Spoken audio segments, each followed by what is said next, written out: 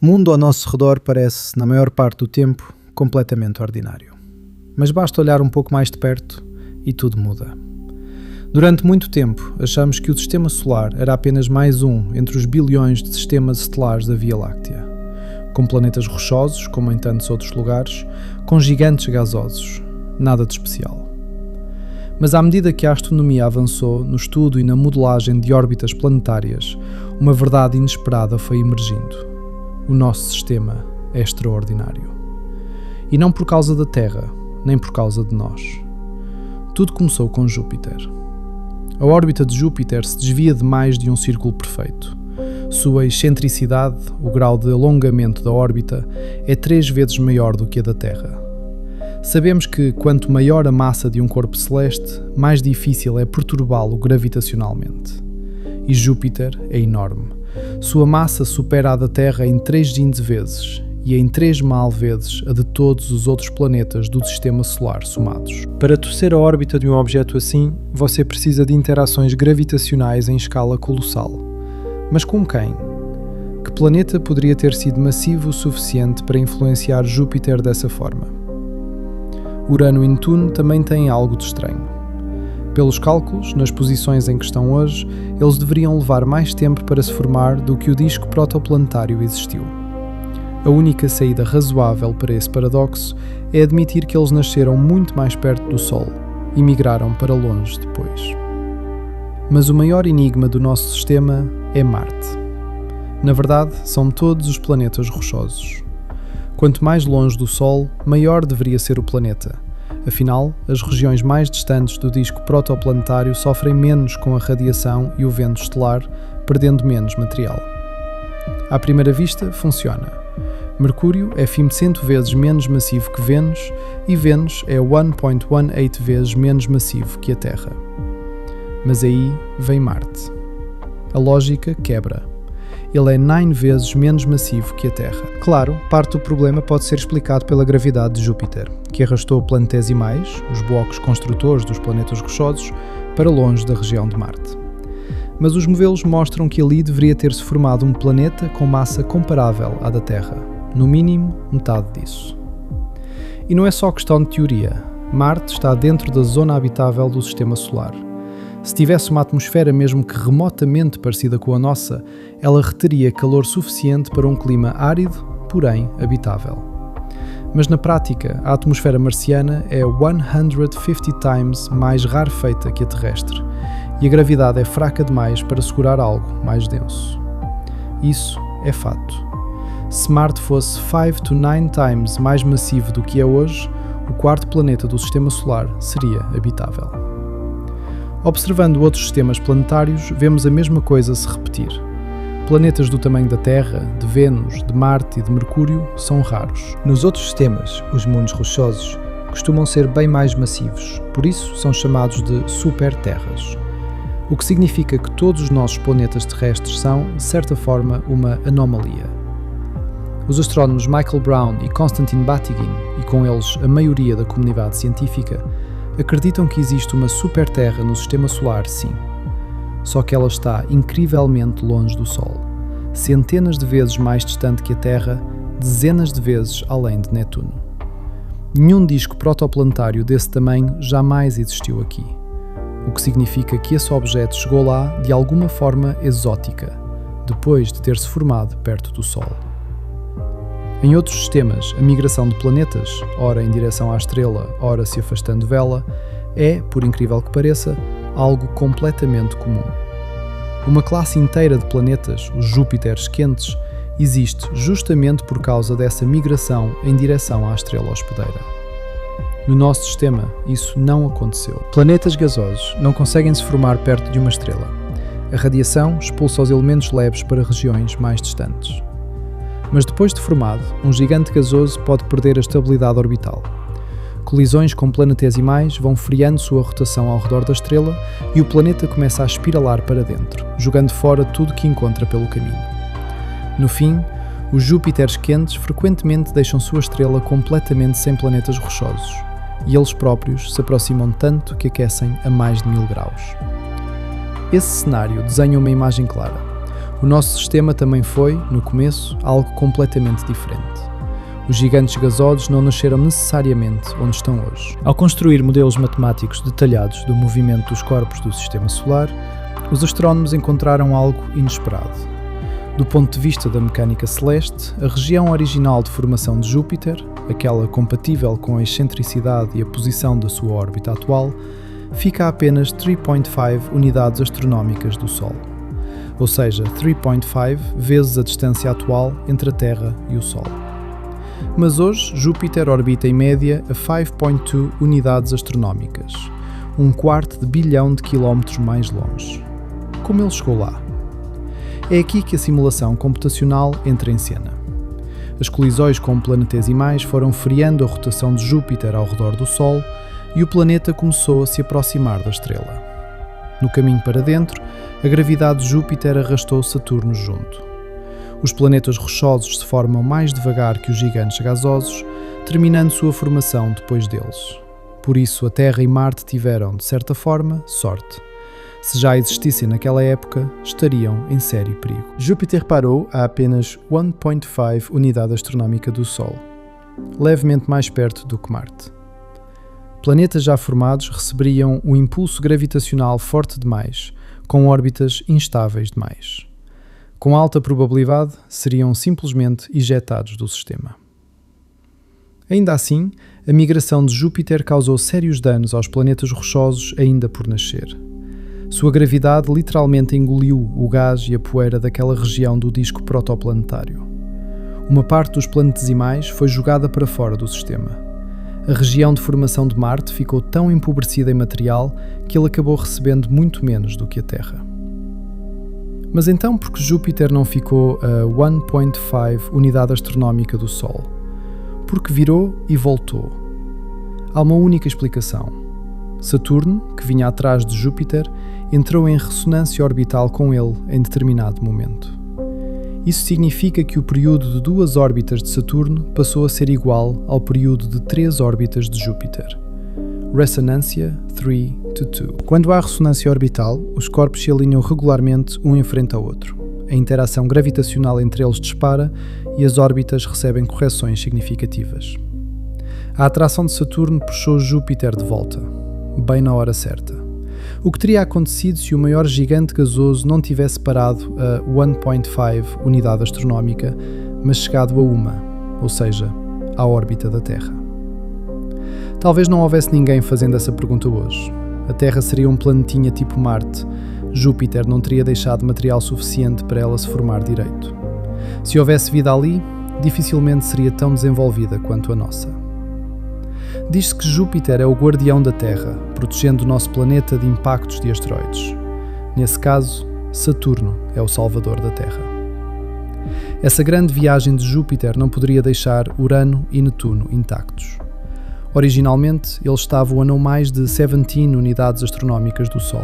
A migração de Júpiter e Saturno acabou-os empurrando para órbitas mais distantes, onde estão até hoje. Urano, em média, a 19 unidades astronómicas, Netuno, a 30. E as superterras do Sistema Solar? É a categoria mais comum de planetas na Via Láctea, mas no nosso sistema não existe nenhuma. Elas se formam mais rápido que os planetas rochosos menores, então já podiam existir aqui quando Júpiter começou sua migração. Nesse caso, o destino delas era sombrio, seriam destruídas, jogadas no solo. O material remanescente do disco protoplanetário nas regiões dos planetas rochosos era escasso demais para formar uma segunda geração de superterras. Deu apenas para 4 planetas, sendo que a Terra sozinha representa cerca de metade de toda essa massa. Mas nem tudo é tão simples. Praticamente qualquer simulação computacional das migrações iniciais no Sistema Solar mostra que a configuração atual é improvável como resultado final. O cenário mais provável seria planetas em órbitas ligeiramente diferentes, com excentricidades um pouco distintas. Esse problema ficou sem solução por muito tempo, até que alguém teve a ideia de adicionar planetas extras à simulação. O resultado foi surpreendente. Com 5 gigantes gasosos no Sistema Solar primitivo, em vez dos 4 atuais, a probabilidade de chegar à configuração atual aumenta muito. Quase certamente, há cerca de 4,6 bilhões de anos, Esses gigantes eram Five. O quinto era um gigante de gelo, parecido com Urano ou Netuno. E mais, Batygin e Brown, os mesmos que propuseram a hipótese do nono planeta orbitando a centenas de unidades astronómicas do Sol, afirmam que esse objeto provavelmente é, ou é um dos, grandes corpos jogados para fora pela grande jornada de Júpiter. Então, praticamente toda a arquitetura do Sistema Solar foi definida por eventos de uma época em que a Terra sequer existia. No lugar onde hoje estão Mercúrio, Vênus, a Terra e Marte, podia haver uma super-Terra, talvez mais de uma. Havia 5 gigantes, não 4. A migração caótica de Júpiter e Saturno destruiu todas as antigas super-terras, jogando-as no Sol, e no processo expulsou o atual nono planeta. Júpiter e Saturno recuaram do Sol, e Urano e Netuno foram empurrados ainda mais para fora. A migração de gigantes gasosos é o mecanismo central que governa a evolução de um sistema planetário. Sistemas com Júpiteres quentes podem não ter nenhum planeta rochoso. Seus gigantes estão tão quentes porque a migração terminou perto da estrela. Não havia um Saturno para virá-los de volta. Com gigantes permanentemente em órbitas próximas à estrela, a chance de haver também um planeta rochoso menor na zona habitável cai bastante. Mas existem sistemas onde a migração de gigantes gasosos nunca aconteceu. Nesses casos, formam-se superterras em órbitas próximas à estrela. O exemplo mais conhecido é o TRAPPIST-1, a 40 anos-luz da Terra. Ainda não sabemos o quanto esses planetas são habitáveis, mas se forem, pode haver mais de um planeta habitável nesses sistemas, às vezes mais de 2. Antes das grandes descobertas de exoplanetas, muitos cientistas defendiam que o Sistema Solar era o ambiente mais favorável para a formação de planetas rochosos e de vida. Hoje, conhecendo a grande migração de Júpiter, essa hipótese não se sustenta mais. A Terra e Marte escaparam da destruição e não foram injetados para o espaço interestelar por uma combinação de fatores que beiram o milagroso. O nascimento de um lar para a vida no nosso sistema foi extraordinariamente difícil, e o número de planetas potencialmente habitáveis aqui é bem menor do que se poderia esperar em sistemas mais tranquilos. Desde que entendemos que a Terra é apenas mais um planeta orbitando o nosso Sol, como Mercúrio, Vênus, Marte e os outros, passamos a fazer uma pergunta. Será que as outras estrelas no céu noturno também têm planetas como o nosso? Por muito tempo, essa pergunta ficou completamente sem resposta do ponto de vista científico, até que, em 1992, veio a virada. Durante milénios, nossos ancestrais olharam para o céu noturno maravilhados com aqueles pontos de luz aparentemente incontáveis. Muitos suspeitavam que aquelas estrelas pudessem ser como o nosso Sol, só que a distâncias imensas. Mas ninguém sabia ao certo se o Sistema Solar era algo especial. Ninguém sabia com certeza se outras estrelas tinham planetas. E muito menos alguém conseguia imaginar quantas dessas estrelas poderiam ter mundos, nem quantos desses mundos existiriam no cosmos. A pergunta central continuava sem resposta. Esses planetas seriam parecidos com a nossa Terra? Há pouco mais de 30 anos, a humanidade começou a encontrar respostas. Passamos a descobrir mundos em órbita de outras estrelas e a identificar sistemas planetários inteiros. Combinando diferentes métodos de observação, já confirmamos mais de 5.000 planetas além do nosso Sistema Solar, e esse número não para de crescer. As descobertas foram, como costuma acontecer na ciência, ao mesmo tempo espantosas e perturbadoras. Responderam algumas das nossas perguntas mais profundas sobre o cosmos, mas abriram questões ainda mais complexas. O que os exoplanetas nos ensinaram? Antes de tudo, vale fixar o termo. Exo, no grego antigo, significa fora, além de algo. No começo, esses mundos eram chamados de planetas extrasolares, mas era longo demais, e com o tempo o termo foi-se comprimindo no que usamos hoje. Exoplaneta. Um exoplaneta é qualquer planeta fora do Sistema Solar. Seja um gigante gasoso, um Júpiter quente ou um mundo rochoso candidato à habitabilidade. Qualquer planeta além do Sistema Solar. Tudo começou em 1992, quando 2 métodos diferentes detectaram, quase simultaneamente, planetas fora do nosso sistema. O primeiro caso envolve o pulsar de milissegundos PSR 1257+12 na constelação de Virgem, a 2.300 anos-luz da Terra. Esse pulsar é uma estrela de nêutrons com cerca de 10 km de diâmetro e massa equivalente a 1,5 vezes a do Sol. É extremamente quente, temperatura de superfície de aproximadamente 28,800 kelvins e completa 9,650 rotações por minuto. Foi formado há entre 1 e 3 bilhões de anos pela colisão de duas anãs brancas, em tudo um representante típico da sua classe. O que o torna especial são justamente os exoplanetas. Eles raramente aparecem ao redor de estrelas tão fortemente magnetizadas. Os primeiros a serem descobertos no sistema foram PSRB 1257+12c e PSRB 1257+12d. Em 2015, a União Astronómica Internacional deu a eles nomes próprios: Poltergeist e Phobetor. Poltergeist é um planeta sólido, com mais de 4 vezes a massa da Terra. Orbita a estrela a 0,36 unidades astronómicas, quase como Mercúrio, com um período orbital de cerca de 66 dias e temperatura de -80 degrees Celsius. Phobetor é uma super-terra com temperatura de aproximadamente -104 degrees Celsius e raio 1,5 vezes maior que o da Terra. Com massa de 3,9 terras, completa uma órbita a cada 98 dias a 0,46 unidades astronómicas.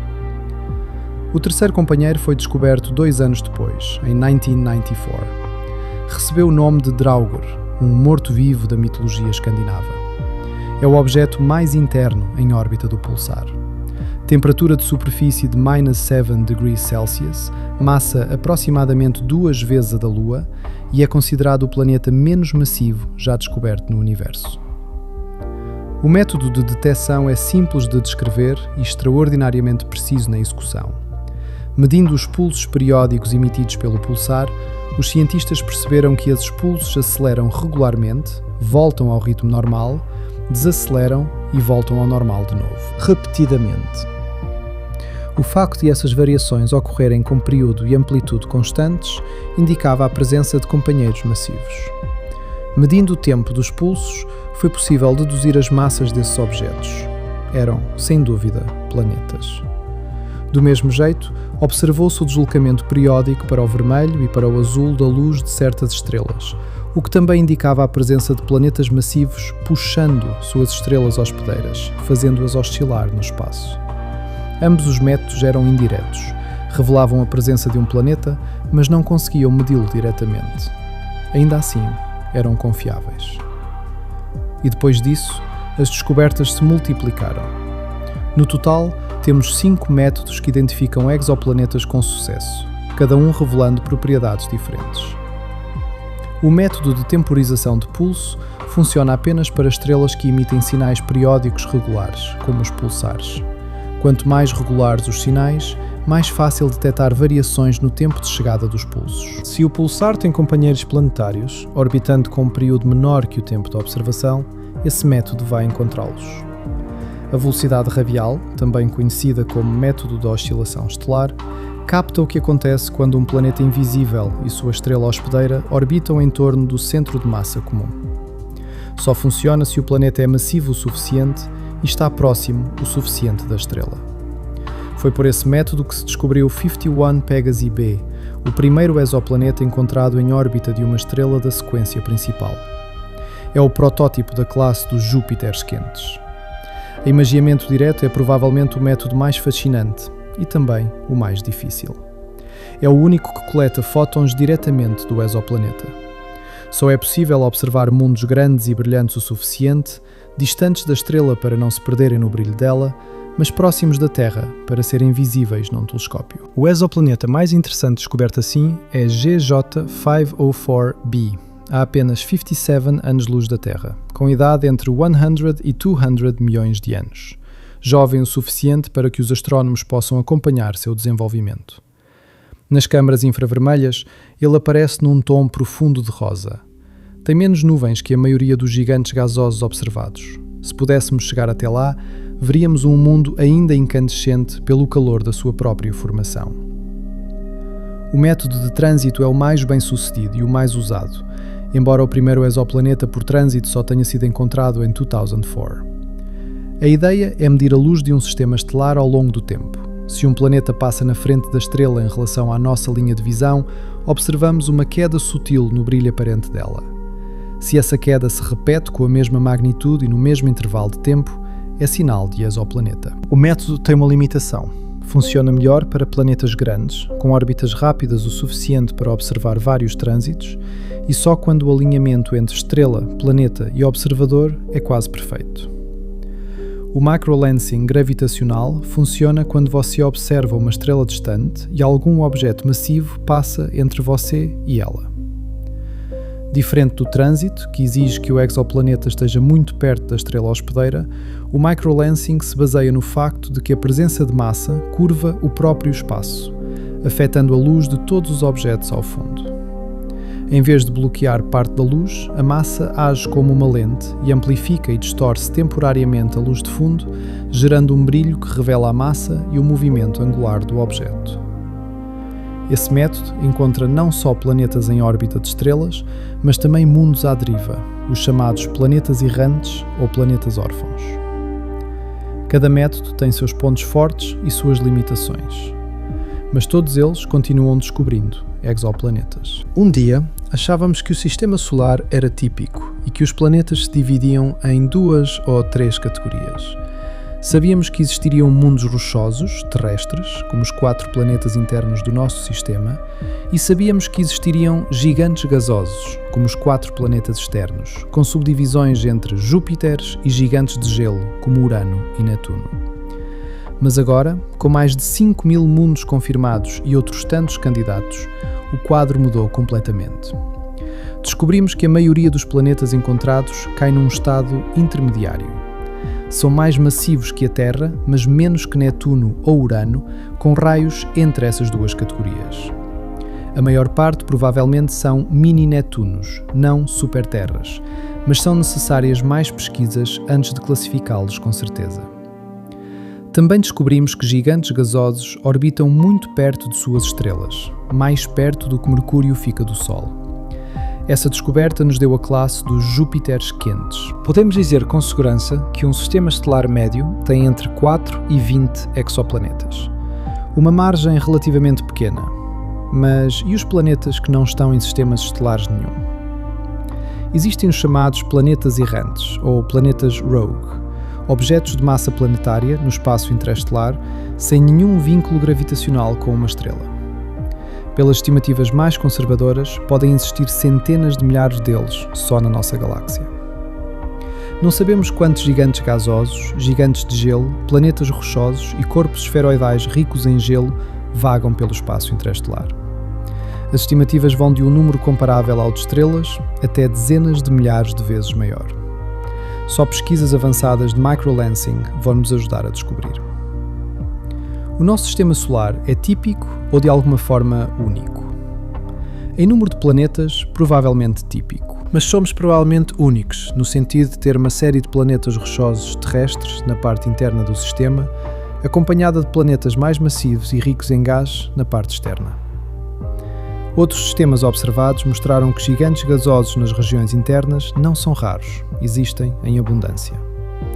E o tipo de exoplaneta chamado superterra é extraordinariamente comum em outros sistemas estelares, mas completamente ausente no nosso. Há ainda 2 aspectos notáveis da nossa singularidade. O nosso Sol é mais brilhante e mais massivo do que 95% das estrelas da galáxia. E cerca de metade de todas as estrelas são membros de sistemas multiestelares. Já o nosso Sol é solitário.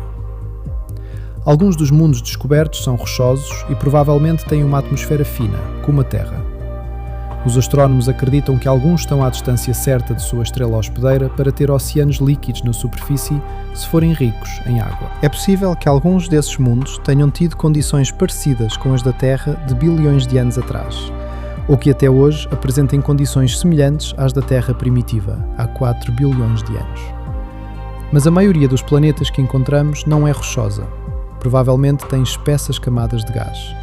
E os que têm superfície sólida provavelmente se parecem mais com Mercúrio.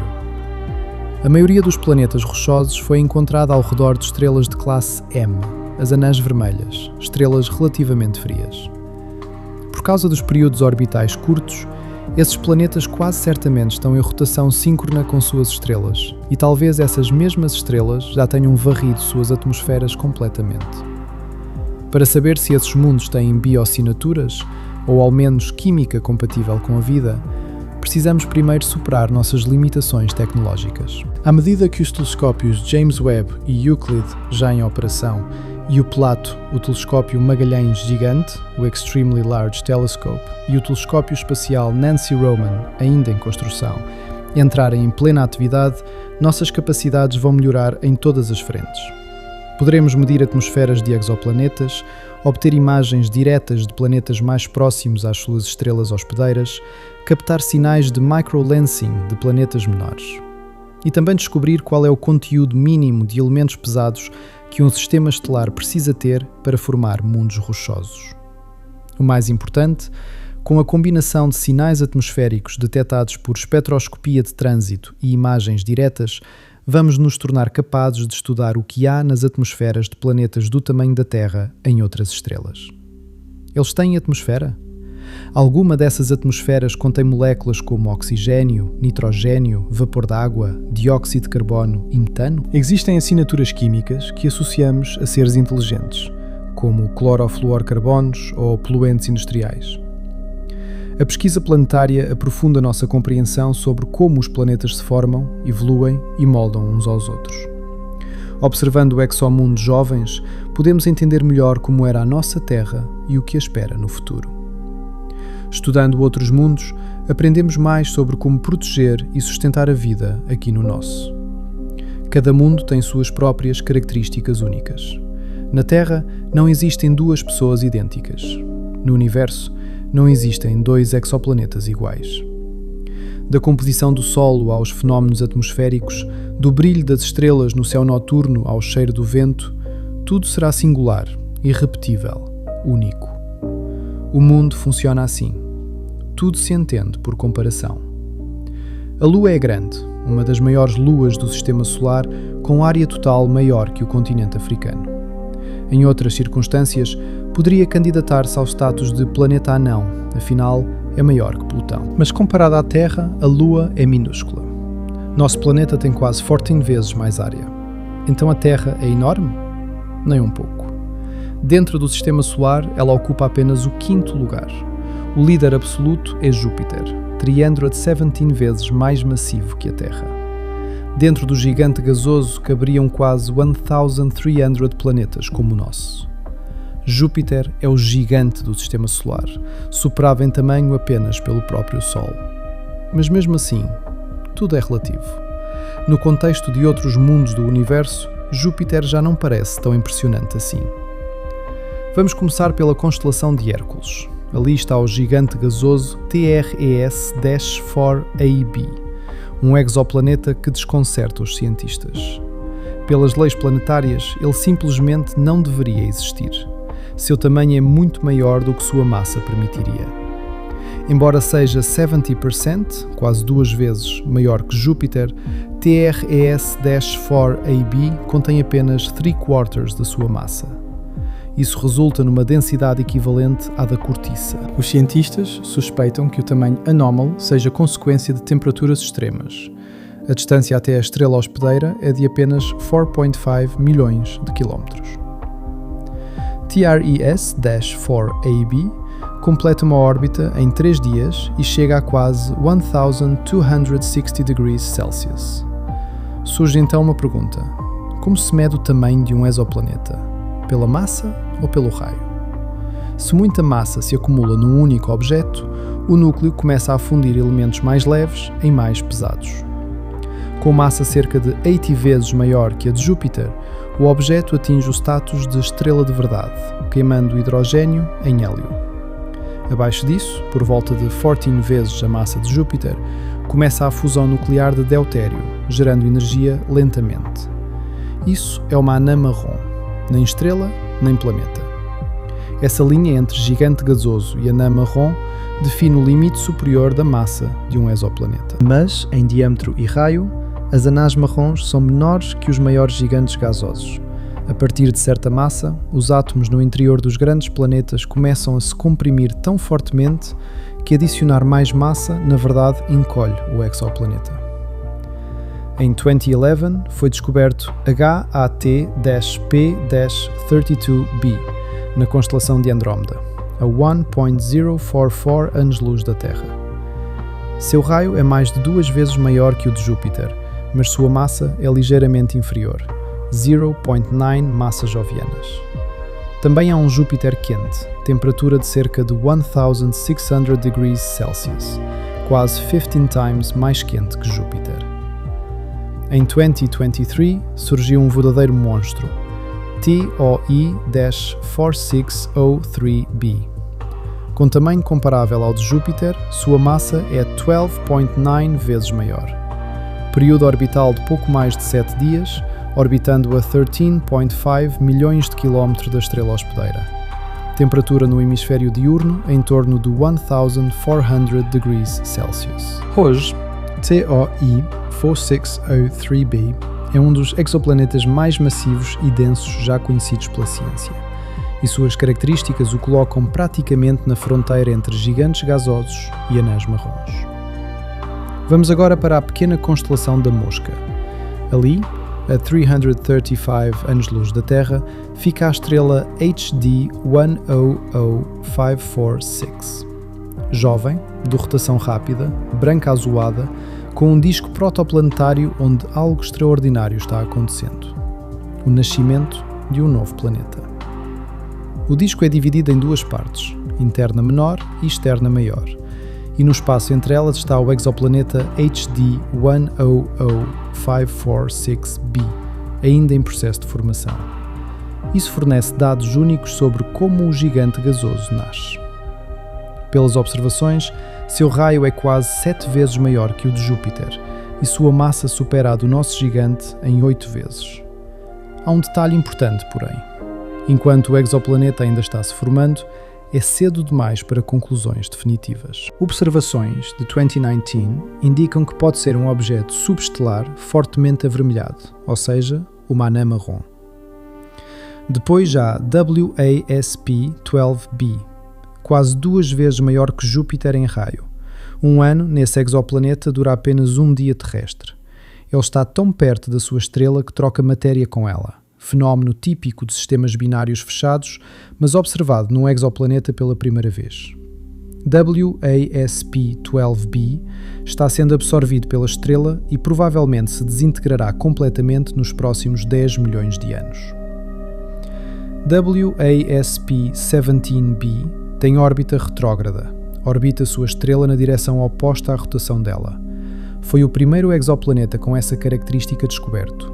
Em diâmetro é 2 vezes maior que Júpiter, mas em massa equivale a apenas metade. Sua densidade é 6 vezes menor que a de Saturno, tornando-o um dos exoplanetas menos densos conhecidos. Kepler 7b fica na constelação da Lira, metade da massa de Júpiter, mas 1.5 vezes maior em diâmetro. Por sua baixa densidade, é um dos planetas mais fofinhos já catalogados. Todos esses concorrentes são gigantes gasosos, muito quentes, orbitando bem perto de suas estrelas. Mas o nosso gigante é único. Orbita muito mais devagar, fica muito mais longe do Sol e sua temperatura é significativamente menor. E quanto ao maior exoplaneta rochoso?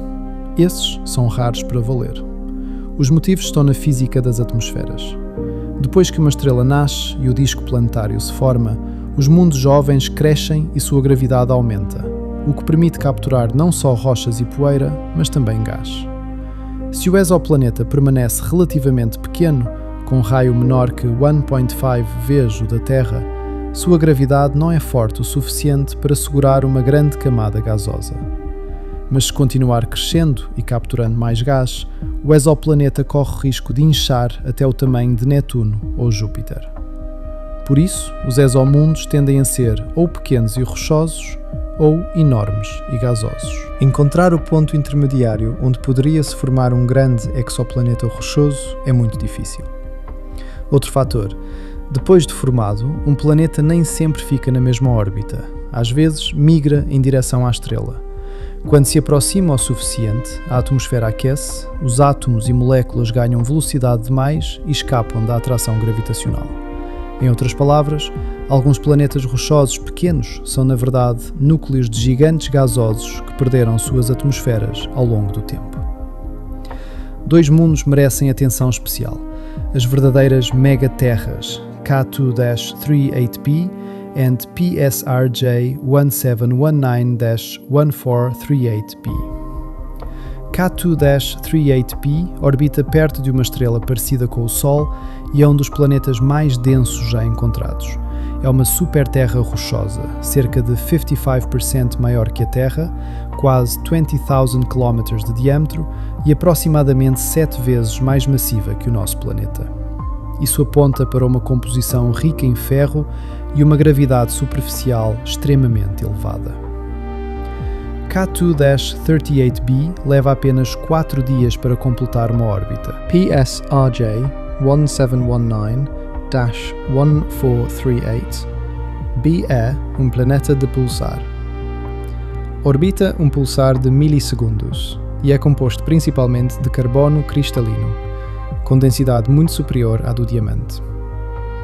O exoplaneta orbita tão perto da sua estrela que a órbita inteira caberia dentro do Sol. Na época da sua descoberta, em 2011, era o exoplaneta mais denso já encontrado, com densidade cerca de 23 vezes maior que a da água. É feito de oxigênio e carbono, com oxigênio provavelmente na superfície e carbono nas camadas mais profundas. A pressão extrema sugere que o carbono está cristalizado, como diamante. É muito improvável que esse exoplaneta tenha-se formado antes do pulsar hospedeiro. A supernova que precedeu o pulsar teria destruído todos os planetas próximos. A hipótese levantada é que isso não é um planeta, mas uma estrela que foi.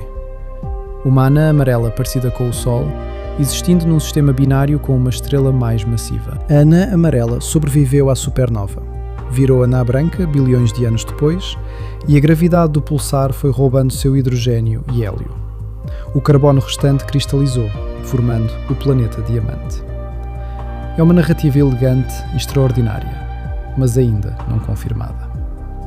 Ao começar a descobrir mundos em órbita de outras estrelas, passamos muito tempo caçando planetas ao redor de estrelas próximas e isoladas, parecidas com a nossa. A possibilidade de planetas em sistemas binários, triplos ou múltiplos ficou em segundo plano por muito tempo. Na vizinhança do nosso Sol existem várias estrelas. As três mais próximas, Próxima Centauri, Alpha Centauri A e Alpha Centauri B, formam um sistema triplo a pouco mais de 4 anos-luz de distância. E a próxima na lista das estrelas mais próximas do Sol é a estrela de Barnard, uma anã vermelha a 5,9 anos-luz de nós. Conhecida como a Fugitiva, ela tem o maior movimento próprio angular de todas as estrelas conhecidas, tirando o próprio Sol. Sabemos que o sistema Alpha Centauri tem pelo menos um mundo confirmado. Mas e a estrela de Barnard? Depois de muitos anos de busca, com algumas falsas descobertas pelo caminho, hoje podemos afirmar com segurança, sim, a estrela de Barnard tem seu próprio sistema planetário. E por trás dessa descoberta existe uma história que começou há mais de 100 anos. A própria estrela só foi catalogada em 1916, quando o astrónomo Edward Barnard mediu seu movimento próprio em relação a estrelas mais distantes. O resultado foi surpreendente. Esse objeto se movia a 10,3 segundos de arco por ano em relação ao Sol, o maior movimento próprio de qualquer estrela observada da Terra. Um time-lapse de 5 anos mostra esse movimento relativo e, embora a estrela ainda leve cerca de 350 anos para se deslocar 1 grau no céu, isso é incrivelmente rápido para um objeto a vários anos-luz de distância. A estrela de Barnard é uma anã vermelha, o tipo mais comum na nossa galáxia e também o mais fraco e mais frio. Sua massa é apenas 16% da do Sol, seu raio apenas 19% do raio solar. Em termos práticos, ela é um pouco mais que o dobro do raio de Júpiter. Temperatura de superfície de cerca de 3,200 kelvins, contém apenas 28% dos elementos pesados que o Sol tem, o que sugere que nasceu muito antes da nossa estrela. Leva cerca de 142 dias terrestres para completar uma rotação. Juntas, Essas características indicam que a estrela de Barnard é relativamente velha, formada há cerca de 10 bilhões de anos. Velha, fria, de baixa massa e mais calma do que a maioria das anãs vermelhas. Normalmente, anãs vermelhas têm atividade estelar intensa e as jovens emitem explosões poderosas com frequência que esterilizaria qualquer exoplaneta.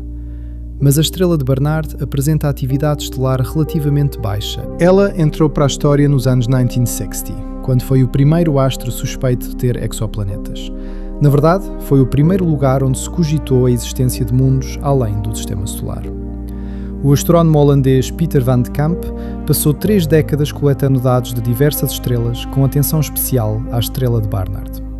Seu raciocínio era simples. Se a estrela se move tão rápido, qualquer planeta em órbita ao redor dela faria sua posição aparente oscilar ao longo do tempo. Em 1963, ele afirmou ter reunido evidências suficientes para a existência de um planeta com a massa de Júpiter, orbitando a estrela com um período de 24 anos terrestres. Em 1969, quase simultaneamente ao pouso da Apollo 11 na Lua, Van de Kamp atualizou seu relatório incluindo evidências de um segundo planeta. Era uma afirmação emocionante. Se havia planetas em órbita dessa estrela há apenas 6 anos-luz de nós, ela poderia ser o destino da próxima missão espacial. A humanidade voltou a olhar para um objetivo mais ambicioso, considerando a estrela de Barnard como o primeiro ponto fora do Sistema Solar a ser visitado. Mas a prova exigia confirmação independente. O envelhecendo Van de Kamp foi buscar um sucessor e escolheu Wolf Heinz, um astrónomo cauteloso que ficou extraordinariamente entusiasmado com as afirmações do seu mentor. Com acesso completo a todos os registros, o entusiasmo inicial de Heinz rapidamente deu lugar ao ceticismo. Os dados dos anos 1930 e 1940 eram incompatíveis com os dados posteriores de 1950 e 1960. Ao conduzir uma análise completa, registrando cuidadosamente os erros e incertezas na determinação da posição da estrela em cada momento, ele chegou a uma conclusão perturbadora. Os dados eram insuficientes para determinar se os planetas existiam ou não. Os saltos registrados por Van de Kamp eram compatíveis com a margem de erro das medições. As evidências haviam evaporado. A primeira grande onda de exoplanetas, iniciada em 1992, foi descoberta pelo método da velocidade radial, mas com instrumentos incomparavelmente mais precisos. O método de trânsito, responsável pela maioria dos exoplanetas conhecidos hoje, não serve para a estrela de Barnard. Ela não mostra nenhum indício de trânsitos planetários. Isso não significa que não há planetas. Significa apenas que quaisquer planetas em órbita ali não foram detectados dessa forma. Em 2018, surgiu uma nova afirmação, aparentemente sólida. Os cientistas anunciaram evidências fortes de um exoplaneta com cerca de 3 massas terrestres, orbitando a estrela de Barnard com um período parecido com o de Vênus ao redor do Sol. Apoiada por mais de 20 anos de observações, mas, de novo, era preciso confirmação independente.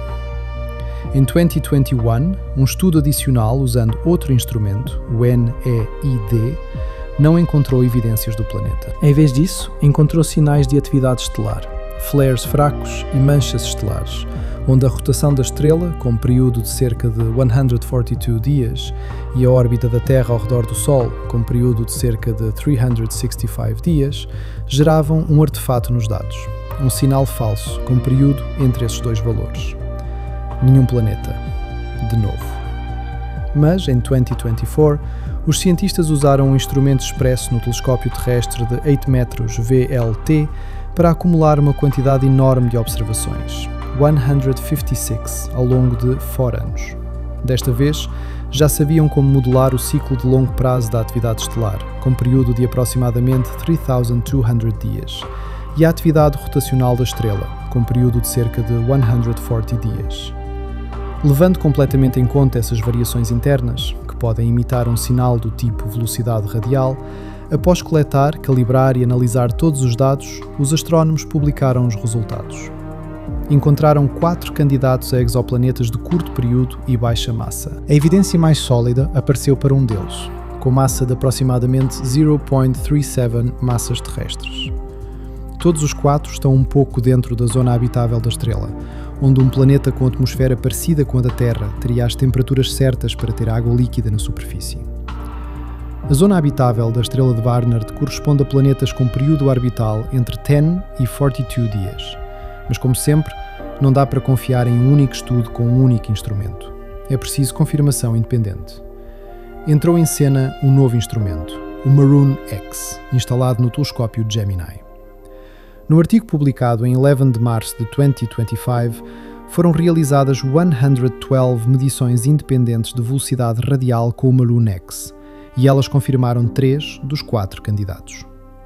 Apresentando Barnard B, período orbital de cerca de 3 dias e massa estimada de 0.32 massas terrestres; Barnard C, período orbital de cerca de 4 dias e massa estimada de 0.31 massas terrestres; Barnard D, período orbital de cerca de 2 dias e massa estimada de 0.22 massas terrestres.